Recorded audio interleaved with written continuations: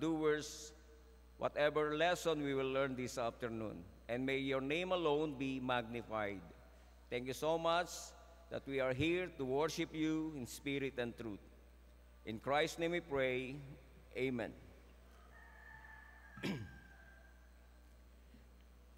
The title na pag-usapan natin this afternoon, The Amazing Grace of God. The Amazing Grace of God. Very familiar sa atin yung salitang Amazing Grace, pagkat isa yan sa mga favorite hymn natin bilang mga Christians, yung sinulat ni John Newton. Amazing Grace is a beloved Christian hymn written by John Newton, a former slave trader who later became a minister.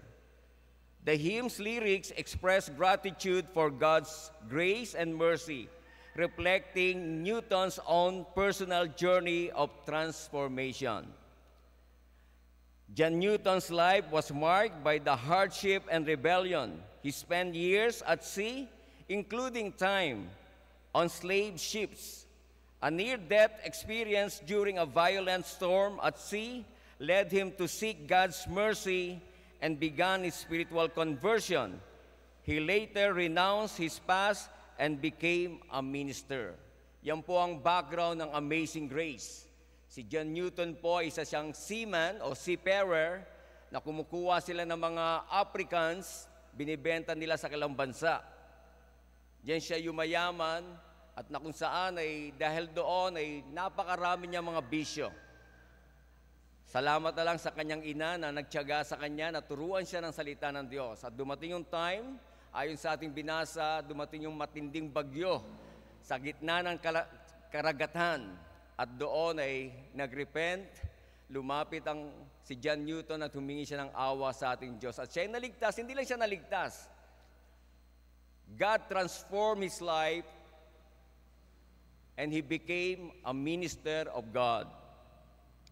The passage we will study this evening, and I believe this is the right message for that song, pagkat yung passage nating binasa, hindi lang siya nagpapaalala sa atin ng kaligtasan. Napakaganda ng passage nito, makikita natin yung ating Christian life, kung paano tayo niligtas ng Diyos, at paano nating malalaman tayo ligtas, at makikita natin sa passage na ating pong binasa.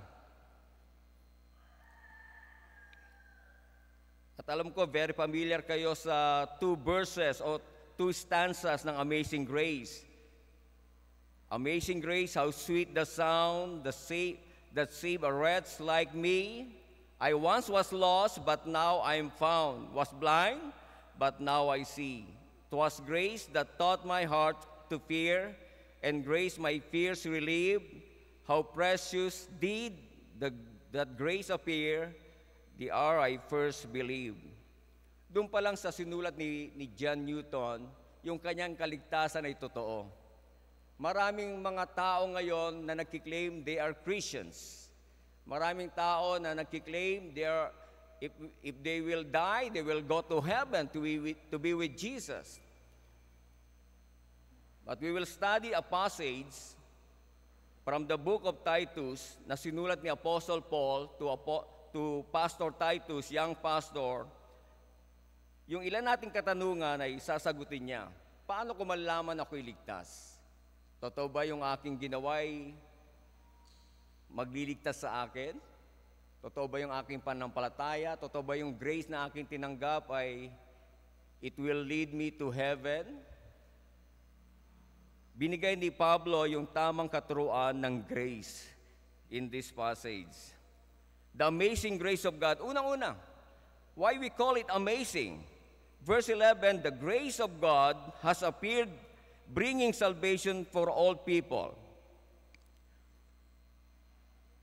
The grace of God here, not simply the divine attribute of grace, but Jesus Christ Himself. Grace incarnate, God's supremely gracious gift to fallen mankind. Hindi ito katulad sa Ephesians chapter 2 verse 8, for by grace you have been saved. Yun po ay divine attribute of grace. Ito po ay incarnate grace. The Lord Jesus Christ Himself is the grace of God. Kilala natin si Jesus Christ bilang bread of life, the light of the world, the Creator, the Son of God, the image of the invisible God, truly God and truly man, shepherd. Pero dito sa verse 11, He is the grace of God. For the grace of God has appeared. At sa John chapter 1 verse 14, and the word became flesh and dwelt among us. He appeared, and we saw His glory as the only begotten from the Father, full of grace and truth. Kaya yung grace dito sa verse 11, the Lord Jesus Christ Himself. He is the grace of God. He is the amazing grace of God. Pag-usapan po natin bakit amazing grace. Number one, Jesus is the saving grace of God. Mamamangha tayo pagka si Jesus Christ na parito, hindi para mamasyal, para bisitahin yung mga tao. He came to bring salvation, to save us from sin, or from sins. Jesus, the saving grace of God. At very familiar tayo sa John 3:16, for God so loved the world that He gave His only begotten Son. He is the gift of God. He is the grace of God. Whosoever believes in Him should not perish, but have everlasting life. For God did not send the Son into the world to judge the world, but that the world might be saved through Him. He who believes in Him is not judged. He who does not believe has been judged already because he has not believed in the name of the only begotten Son of God. Yan ang pinakadahilan kung bakit nagkatawan tao si Jesus Christ, to pay the price, to please His Father, and to save us sinners. Luke chapter 19, verse 10, why the Lord Jesus Christ came on earth.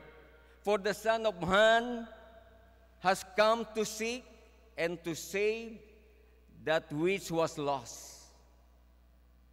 Sa Luke chapter 5, verse 32, I have not come to call the righteous, but sinners to repentance.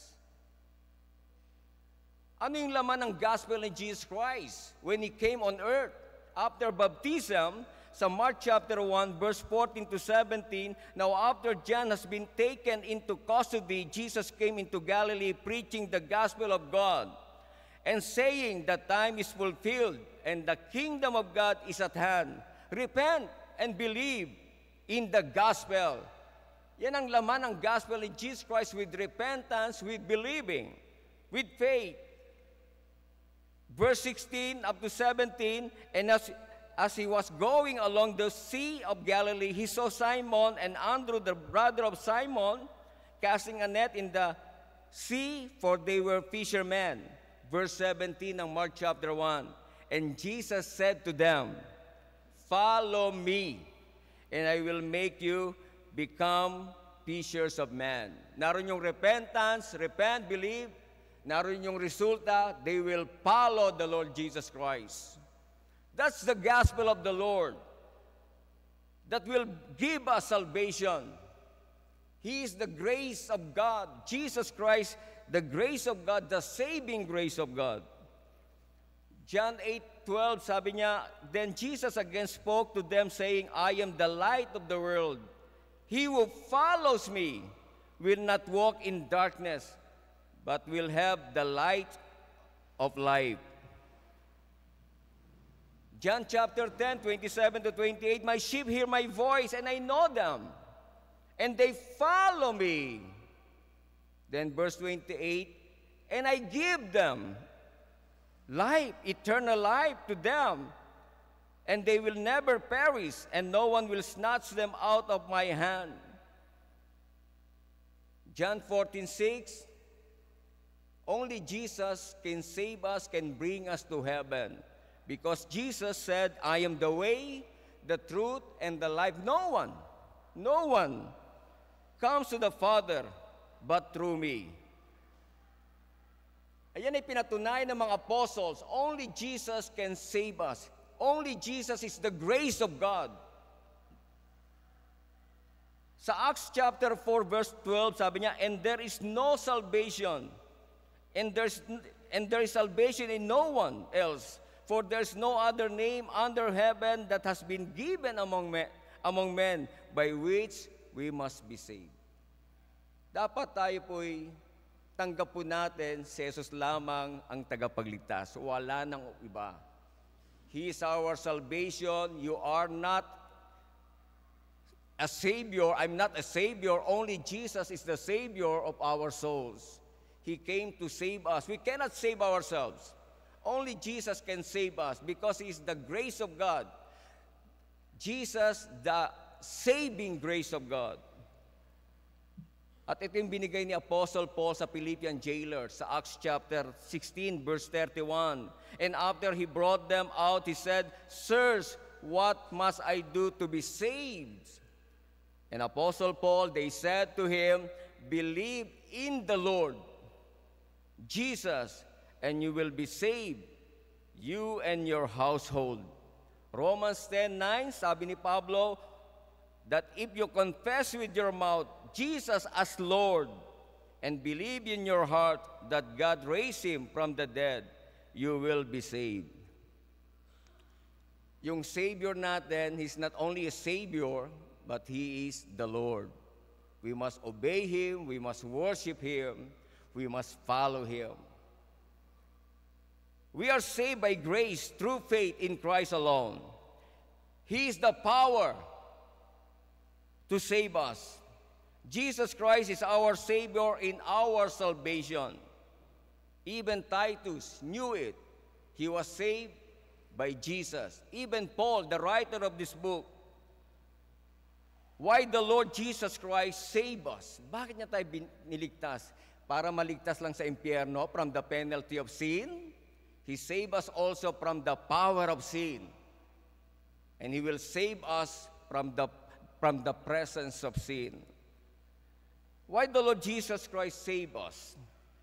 Sa 1 Corinthians 1:30-31, but by His doing, you are in Christ Jesus, who became to us wisdom from God, and righteousness, and sanctification, and redemption.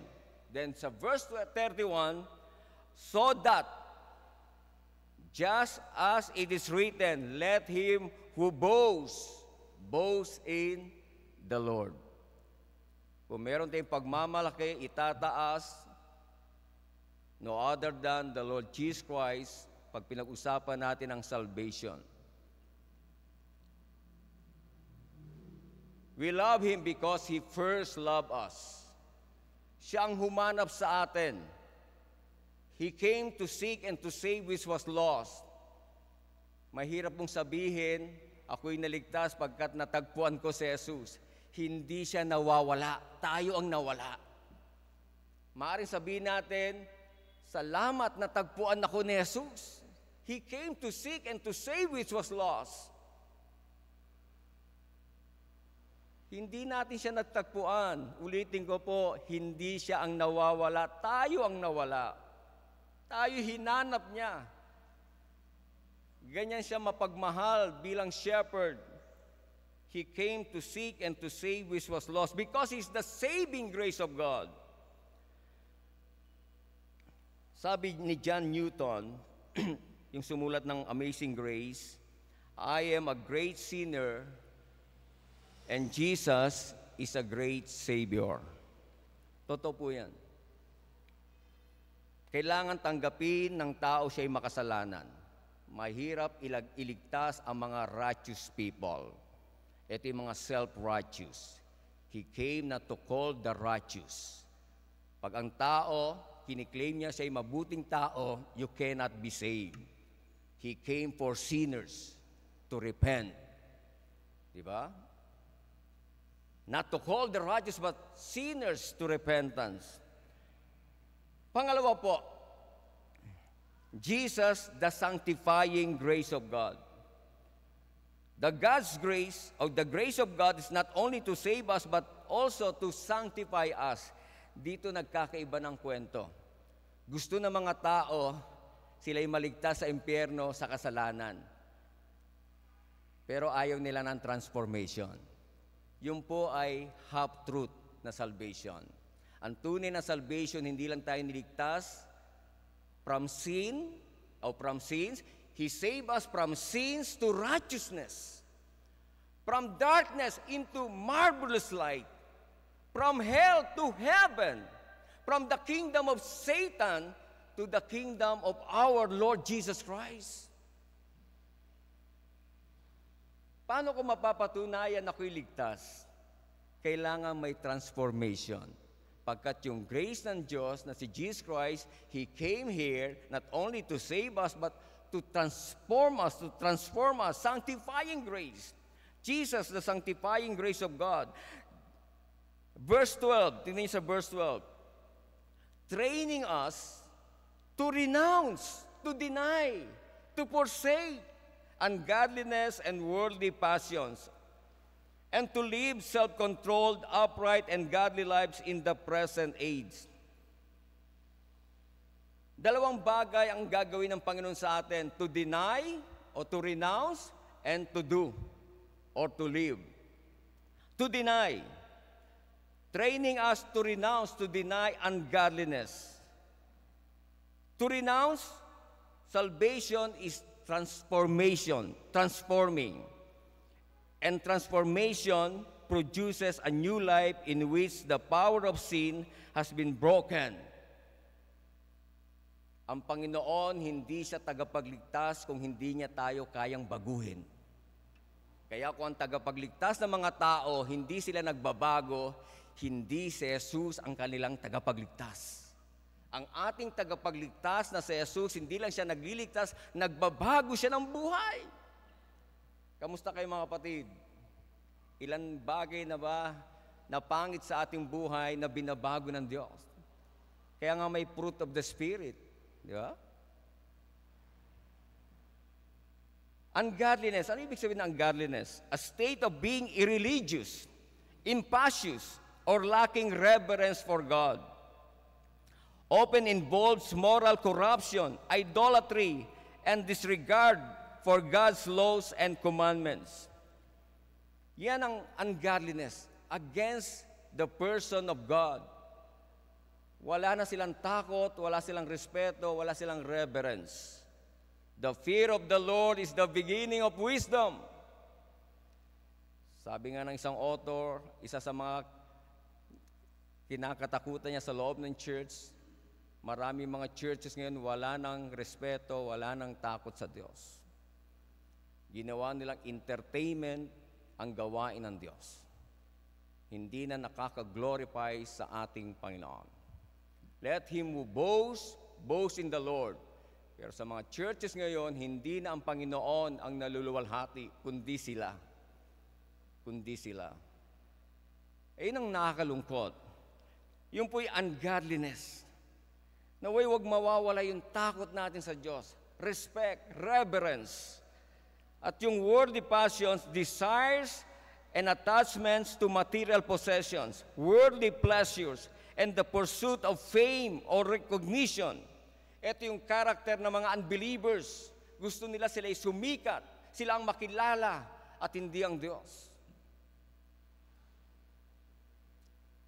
Sila maging famous at hindi si Jesus Christ. Malalaman nyo na po yan sa Facebook.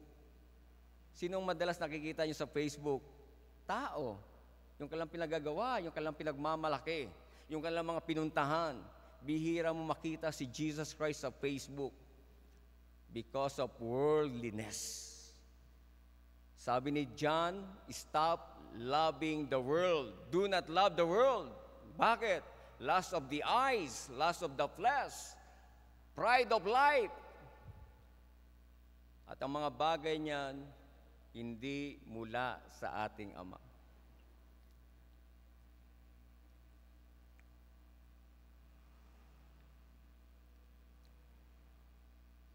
Sa Titus chapter 1, verse 15 to 16, Bakit ko po nasabi yon?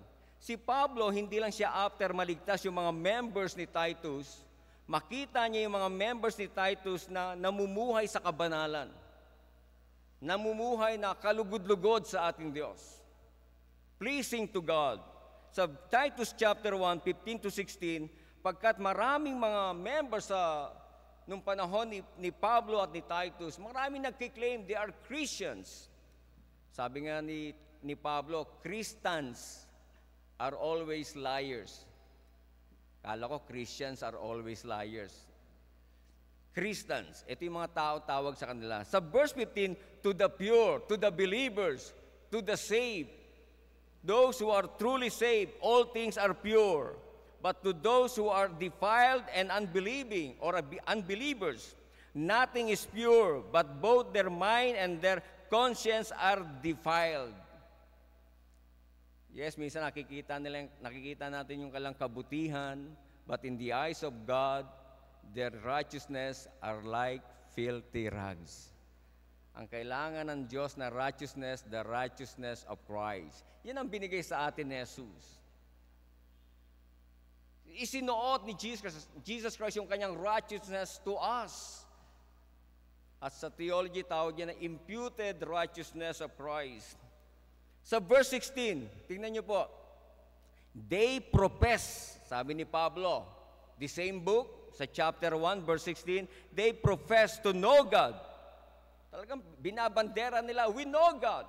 We have fellowship with Jesus. We are believers. We are Christians. We attend a Christian church. We are part of a Christian church. Magandang pakinggan yon. But the Lord Jesus Christ, our God, after saan? They profess to know God, but by their deeds, anong karugtong? They deny Him. Walang pagbabago sa buhay nila. Walang pagsisisi sa buhay nila. Same person pa rin. Dati mayabang, hanggang ngayon mayabang pa rin. Dati ay patuloy na naninira ng kapwa, hanggang ngayon naninira pa rin ng kapwa. Kaya they deny Him, being detestable and disobedient and worthless for any good deed. Si Pablo, alam niya yung salvation ng Panginoon ay hindi lang naglilitas, kundi nagbabago ng buhay, pagkat yun ay naranasan ni Pablo. Isa siyang Pariseo, masamang tao. He was a murderer, persecutor. He killed Christians. Pero nung na-encounter niya si Jesus Christ, Christ saved him, Christ transformed him, Christ made him a minister, an apostle of Jesus Christ, a servant. Jude chapter 1, verse 4, for certain persons have crept in unnoticed, those who were long beforehand marked out for this condemnation, ungodly persons who turned the grace of our God into licentiousness or lasciviousness. Binago nila yung kagandahan ng grace. Instead na magbago sila, magpatuloy sila, instead na magbago yung kalambuhay, nagpapatuloy sila sa kasalanan. At ang nakakalungkot, patuloy nilang dinideny ang ating Panginoon. They don't want to follow Jesus Christ. We are commanded by Christ to follow me. My sheep hear my voice, and I know them, and they follow me. Follow me, and I will make you fishers of men. Deny yourself, take up your cross daily, and follow me. That's the gospel of Jesus Christ. Kaya kung walang nagbabago sa mga nagkiklaim na Kristiyano, pagkat they want salvation without repentance. They want salvation without commitment. They want salvation without surrender, without submission. That's not the gospel of God. Yes, we are saved by grace alone, through faith alone, in Christ alone, pero yung grace na nagligtas sa atin, sabi diyan, teaching us. Jesus Christ will teach us to live a godly life. Anong klaseng life? to do. Ano yung to do? Or to live? Soberly, or this self-control. Self-control. Yan ang ating relationship sa ating Christian life. Self-control. The ability to control oneself, in particular one's emotions and desires, or the expression of them in one's behavior, especially in difficult situations. Pangalawa, righteous and upright. Ito yung ating relationship sa ating kapwa, to our fellows. Dapat yung ating testimony nakikita si Jesus Christ. Then godly, ito yung ating relationship to our God. Godly, para yung ating worship katanggap-tanggap sa Panginoon. I beseech you therefore, brethren, by the mercy of God, that you present your body what? Holy, acceptable, living sacrifice, which is your reasonable service or worship.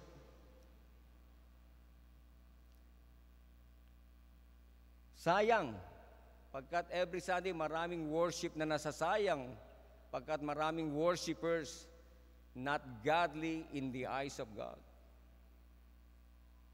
Hindi lang tayo dapat ligtas, dapat namumuhay tayo ayon sa kanyang kalooban, hindi ayon sa ating kalooban.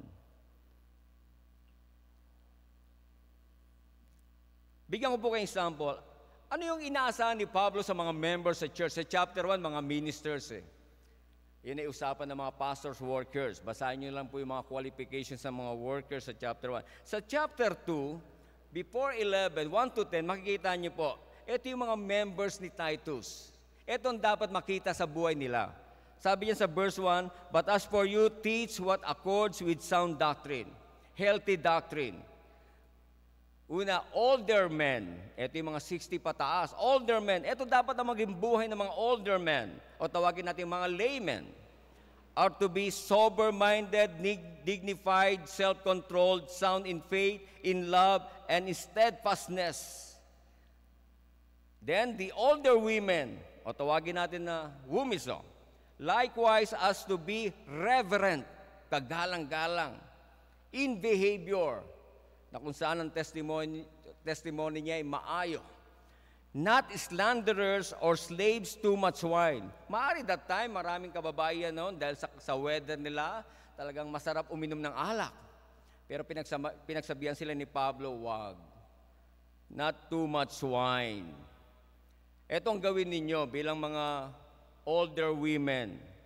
They are to teach what is good. Dapat maging teacher kayo. At ang ituturo nyo, what is good. Ibig sabihin ng good, kung ano yung sinasabi ng Bible. Okay? Sound doctrine. Sino tuturuan nila? The younger women. And so train the younger women. Ano ituturo nila? To love their husbands and children. To be self-controlled, pure, working at home, kind and submissive to their own husbands, that the word of God may not be reviled. Nasisira yung salita ng Diyos pag hindi nakikita sa buhay natin ang salita ng Diyos. Yan yung mga members niya. Then the younger men, mga young people o young professional, mga singles, likewise urge the younger men to be self-controlled, show yourself in all respects, to be a model of good works, and in your teaching show integrity, dignity, and sound speech that cannot be condemned, so that an opponent may be put to shame, having nothing evil to say about us. Sa verse 19, yung mga employees, bondservants are to be submissive to their own masters. In everything, they are to be well-pleasing, not argumentative, not pilfering. Alam niyo ibig sabihin ng pilfering? Minsan naging practice sa office kumukuha ng malilit na bagay, hindi niya alam, naging ugali niya na, nauwi niya sa bahay, yan yung pilfering. Huwag nawang mangyari. Hindi atin yan. Okay? Yan ay stealing na yung mangyayari doon. Not pilfering, but showing all good faith, so that in everything, pansinin niyo po, ingat na ingat si Pablo sa doctrine. In everything, they may adorn the doctrine of God, our Savior. Dapat makita sa atin yung ating behave what you believe. Yan ang ibig sabihin niyan. You claim you are a Christian, show it. Ibig sabihin ng Christian, followers of Christ, little Christ. Di ba? Dapat nakikita sa atin si Jesus Christ sa ating buhay. Yan ang ating goal. Yan ang ating aim, to be like Christ. How are you, beloved in the Lord? Can they see transformation in your lives as Christians, as followers of Christ Jesus in this present world?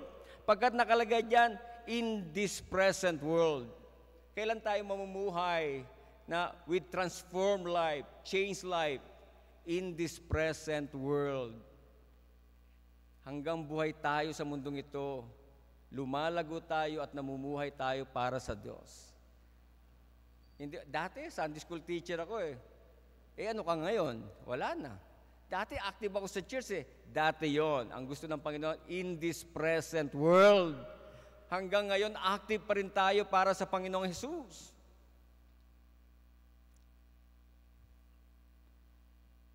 Did we receive Christ? Did we repent from our sins? Did we believe Him? Are we following Christ? Am I saved? Yan yung mga katanungan. How can I know that I am saved? Do I love Him? Maraming gusto maligtas pero ayaw nilang mahalin si Jesus. Sabi ni Jesus Christ, if you love me, keep my commandments. Kaya next question, can a person be saved without loving the Lord? Malabo yan. Pag ikaw ay naligtas, tuturuan ka ng Diyos na mahalin siya. Ang dami nagkiklaim na sila ay Christian, but they don't love the Lord. They love the world, not the Lord.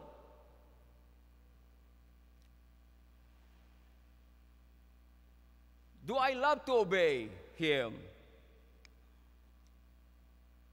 Pagkat maraming naniniwala din, ako'y ligtas na, past, present, future, okay na kahit na mamuhay ako ng hindi maganda sa Diyos, kahit na disobedient ako, that's wrong. Can a person be saved without obeying the Lord? Even our parents, hindi sila matutuwa kung disobedient ang kanilang mga anak. Di ba? How much more our holy God, the one who saved us from sin.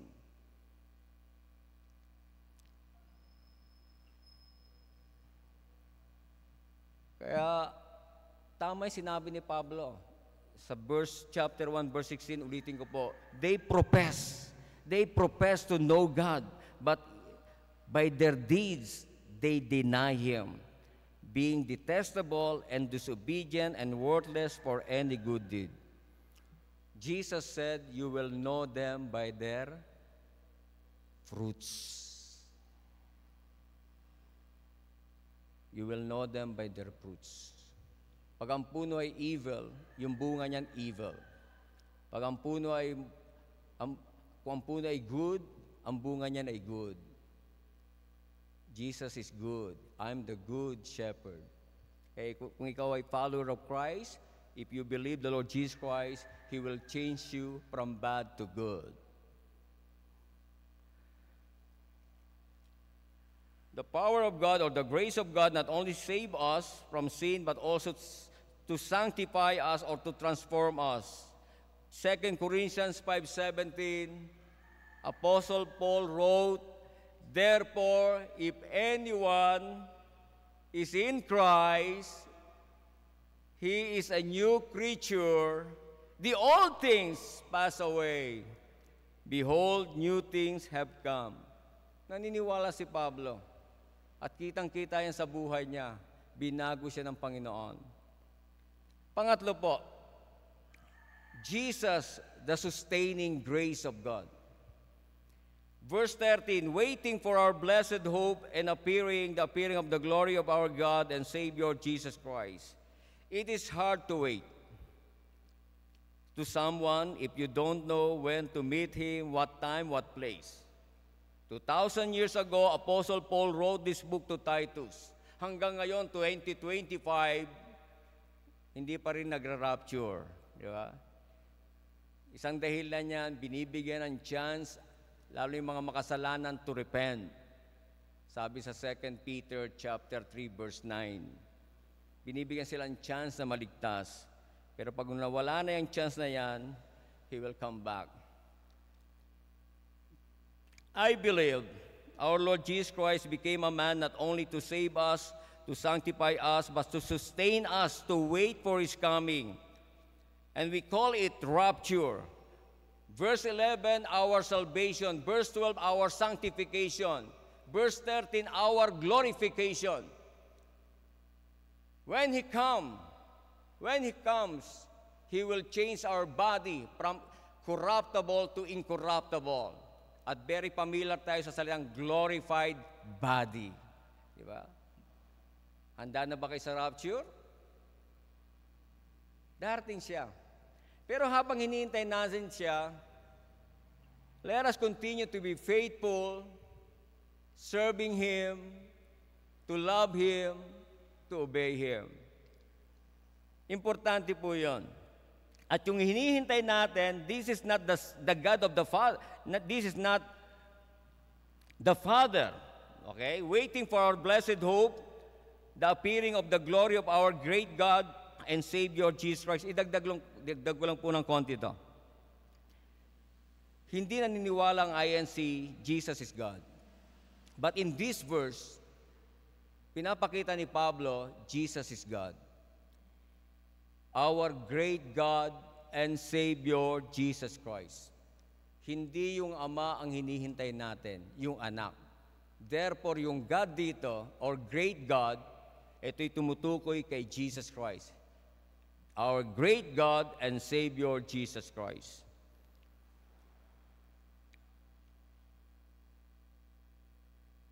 Kaya lahat tayo ay na may karamdaman, lahat tayo may sakit, kahinaan, someday, pagdating ng Panginoon, He will change us. He will transform us. Our body, our corruptible body, immortal body, mortal body, maging incorruptible, immortal, or glorified body. Kaya thanks be to God who gives us victory through our Lord Jesus Christ. Victory from what? From death and from sin. As we wait, let us continue to serve Him faithfully, with love. He will reward us with crown or crowns. Sa 2 Timothy chapter 4, verse 8, in the future there is laid up for me the crown of righteousness, which the Lord, the righteous judge, will award to me on that day, and not only to me, but also to all who have loved His appearing. Maraming naghihintay sa pagdating ng Panginoon, excited sila, pero ang tanong, mahal ba natin si Jesus? Mahal ba natin yung Kanyang pagdating? Excited ba tayo? Kasi sabi ni Pablo, siya makakatanggap ng award, not only to me, but also to all who have loved His appearing. Do we love the Lord? Do we love His coming? Are we ready? Are we sure that we can receive a crown of righteousness or award on that day? Sino sa atin dito sure sa crown of righteousness? Malalaman ko ba na makakatanggap ako ng crown of righteousness? Yes. Si Pablo sure siya eh. Alam niya eh. Kasi totoo yung kaligtasan niya, totoo yung pag-ibig niya kay Jesus, totoo na nagsiserve siya sa Panginoon, he was faithful to the Lord until death. He was beheaded for Christ's sake. Malalaman niyo naman po eh, kung tayo namumuhay ng tapat, may pagmamahal at masunurin, makakatiyak tayo, matatanggap natin yung crown of righteousness or award. Pero kilala niyo naman sarili niyo, kung pabanjing-banjing tayo, ay matakot tayo. Baka maiwan tayo. O hindi talaga tayo ligtas. Pero kung nakikita sa buhay mo si Jesus Christ, don't panic. Yeah? If you are a real believer, huwag kang matakot. Matakot yung mga unreal believer. Serve Him with faithfulness, with love. Pang-apat, Jesus, the satisfying grace of God. Verse 14, who gave himself for us to redeem us from all lawlessness. Next, and to purify for himself a people for his own possession who are zealous for good works. Ito yung sinamarize na yung verse 11, verse 12, even verse 13, na kung saan ang ating Panginoon satisfying grace, hindi niya lang tayo niligtas, hindi niya lang tayo binago, hindi niya lang tayo sinusustain, pinipreserve sa planetang ito, pagkat we are complete in Christ. And only Jesus can satisfy our souls. Hindi ka ba natutuwa? He gave Himself for us. Bakit niya binigay? To redeem us from all lawlessness. Hindi nag-stop yung verse doon. Then, and to purify, to transform, to change for Himself a people for His own possession. Pag-aari na tayo ng Panginoon. Do you not know that your body is the temple of the Holy Spirit? You are bought with a price. Therefore, glorify God in your body. Own possession. Pag-aari na ako ni Jesus. Dati pag-aari tayo ni Satanas. Salamat, He saved us from the kingdom of Satan to the kingdom of our Lord Jesus Christ. Only Jesus can satisfy our soul. If you will ask Apostle Paul, and you will say, Paul, are you saved? How sure you are? He will say, very familiar verse, Philippians 1:21, say ba si Pablo? Yes, he is saved. For to me, to live is Christ, and to die is gain. Kaya ba nating masabi yan? Pagkat maraming believers ngayon, hindi si Kristo ang buhay nila. Ang buhay nila, trabaho nila, pera nila, business nila, pamilya nila, not Christ. Si Pablo, for to me, isa lang. For to me, to live is Christ. And to die is gain. At siya rin nagsabi, I have been crucified with Christ. Nevertheless, I live. It is no longer I who live, but Christ lives in me. And the life which I now live in the flesh, I live by faith in the Son of God, who loved me and gave Himself for me. Yan ang salvation. Yan ang sanctification. Yan ang glorification. Yan ang satisfaction ni Pablo. Malakas niyang sasabihin, I am crucified with Christ, nevertheless I live, yet not I, but Christ. Kaya ba natin sabihin yun? Not I, but Christ. Masasabi lang yan ng mga tunay na ligtas. Not I, but Christ.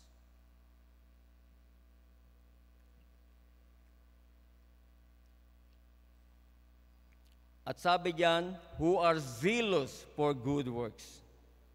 Ang tunay na ligtas, he will follow the Lord Jesus Christ, he will serve Him, he will worship Him, and he will use his life for God and for God's people.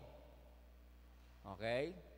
Magiging part siya ng body of Christ, especially in this church, at magiging active siya pagkat he is satisfied with Christ. Sapat na si Jesus Christ sa buhay niya. Paano kung may papakita na hindi pa ako sapat kay Jesus Christ? Tignan mo sarili mo, magulo. Pero kung ikay satisfied with Jesus, you will enjoy yourself. Rejoice in the Lord. Diba? And again, I say, rejoice. Lastly, Jesus, the strengthening grace of God. Alam ko marami sa atin nanghihina, nang lalamig na ang panampalataya. Marami sa atin gusto nang sumuko, umatras sa labanan. Sabi ni Pablo kay Titus, these things speak and exhort and reprove with all authority. Let no one disregard you. Yun ang paraan to strengthen us. God, the Son, He will use His Word to strengthen us. Salamat sa mga preachers, salamat sa mga pastors na nagpapakain sa atin ang salita ng Diyos. Man shall not live by bread alone, but by every word that proceedeth out of the mouth of God. Heaven and earth will pass away, but my word will not pass away.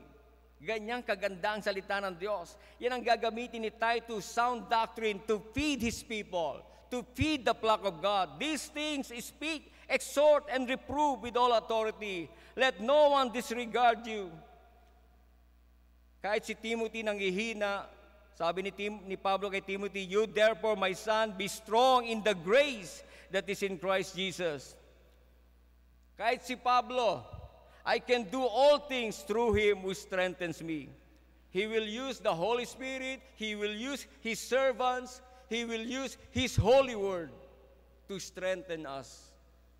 Huwag tayong susuko mga kapatid, malapit nang dumating ang Panginoon at matagpuan tayong tapat na naglilingkod, nagsiserve sa ating dakilang Diyos.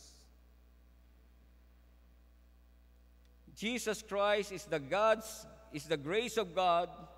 He saves us, He sanctifies us, He sustains us, He satisfies us, He strengthens us. He is enough and we are complete in Him. Ano dapat gawin natin? Be thankful, be praiseful. To God be the glory. Let us pray. Loving Father, thank you very much for your message. May your name alone be praised. In Christ's name we pray. Amen.